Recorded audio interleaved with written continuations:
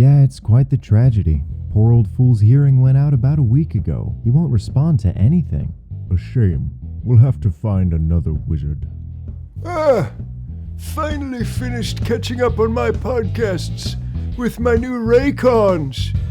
Model E25.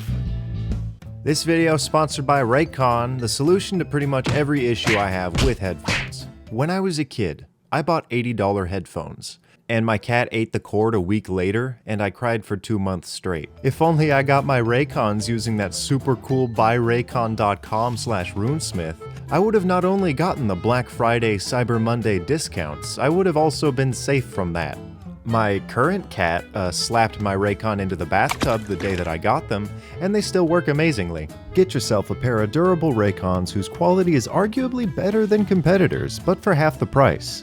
You can't beat it, and you especially can't beat that insanely sexy discount that comes with the URL buyraycon.com/runesmith. Here's a really personal video. I've been a dungeon master for almost 11 minutes now, and I've learned so much about myself while doing it.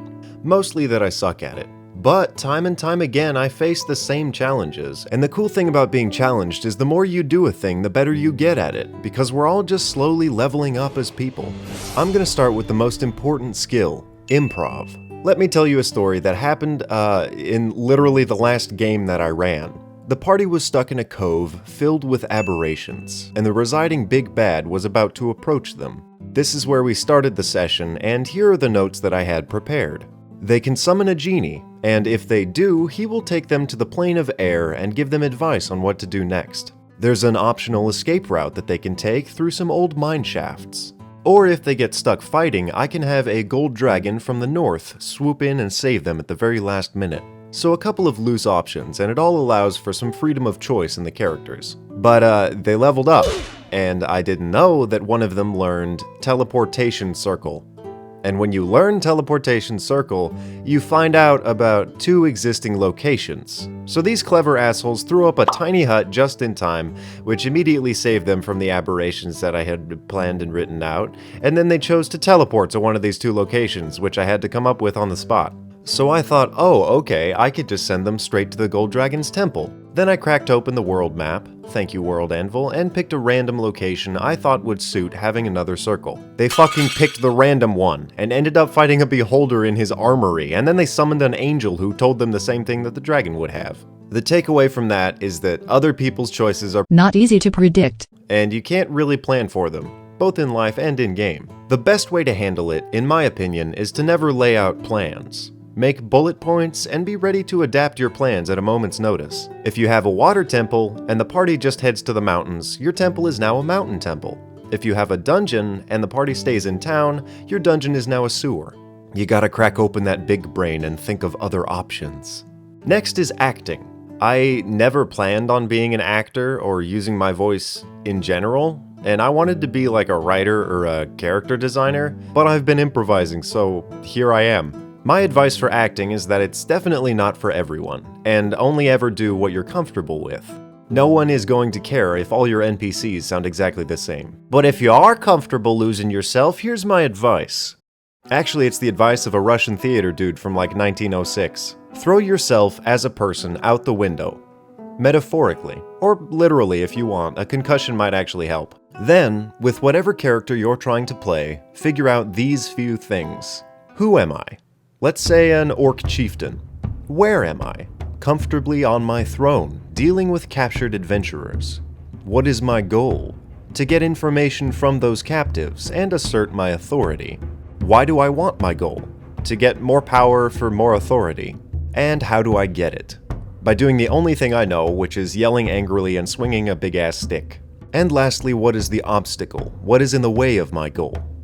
Those captive adventurers that I'm gonna swing my stick at. Then just kind of feel it as you go. It gets hard when you have 6 NPCs and you're also the player guide and the referee, which is the next thing. How to use the authority you're given. A lot of people get huge egos when they have the final say on certain things and end up ridiculously selfish. These guys are the reasons that we all have D&D horror stories, like that one copy pasta that I probably won't be able to find about the dungeon master who kept trying to hinder the players, and then he ended up getting the cops called on him because he wouldn't leave.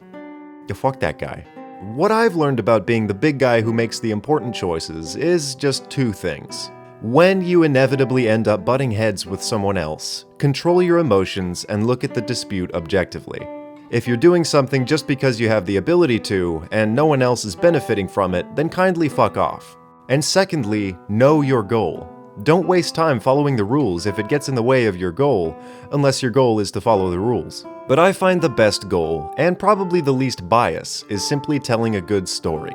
Would you look at that segue? That's a great segue. Storytelling isn't something I can sum up really quick, and honestly I don't have a direct piece of advice for it outside of just experience. I do suggest reading fantasy books with good descriptions to better understand how to narrate. Visualize each scene that you run, emphasize the 5 senses, and make each character or NPC that you run realistic. It's a tough skill to master, but even just analyzing characters and plot points in movies and stuff can help you hone your skill, or just watch Spider-Verse like 2 times and take notes.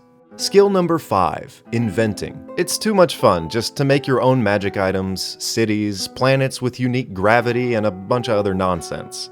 Who doesn't want to make their own stuff? But you do have to find a fine line between world building and what's actually important and related to the story and the players. You are essentially an architect of fun, and you shouldn't build a bunch of bloatware your players have to slog through to find the story, which I failed to do in the game that I run. But I'm learning. And lastly, the thing that got me into D&D is writing. I've learned a lot about descriptions, focal points, character development, what's valuable and what isn't, and how little work you actually need to do to set up for a session when you figure out how to improvise. Here's my session 1 notes for Tesseract. Here's the port town that they were in and the dungeon that they went to.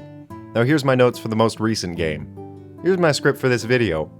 Yeah, I hit the spacebar a lot. It helps because I have a really small brain, and I can only read 1 sentence at a time. I'll say the same thing that the introduction of the Dungeon Master's Guide says. You'll enjoy some of these aspects more than others. Focus on what you enjoy, and find what you're good at. And downplay the rest. They're all part of it, but each game is formed by what you want to put into it. And each one is fun as hell as long as you're playing it the way that you enjoy it. Look at that ending. That was really abrupt. Here's some patrons.